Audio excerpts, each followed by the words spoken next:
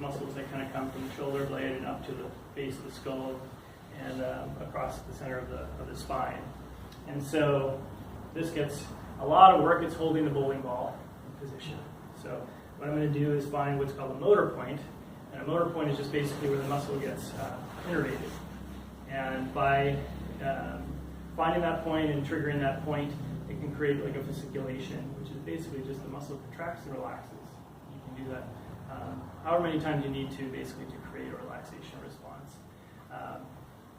Find the center of the spine, find the acromion, and then I come about halfway. So the reason I explain this aloud is a lot of times I'll prescribe some self-massage techniques, acumobility. It's an acumobility ball like a lacrosse ball, which you might trigger yourself. You can use it, do that on yourself. So if you kind of find the halfway point between the edge of the shoulder and the center of the spine, you can kind of start to clasp with your fingers and feel for the kind of tender points. And once you find that kind of most tender point, then you apply the needle.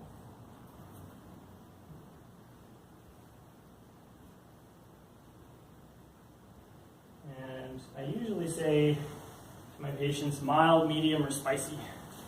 So spicy happens, but really what we want is a mild to medium. We want to feel some general ache to the point, and that just tells me that the brain is interpreting the point. A lot of the points, the needles are so thin, they don't work above the body quite as much. So now they just stay in this kind of shortened position, in an internally rotated position.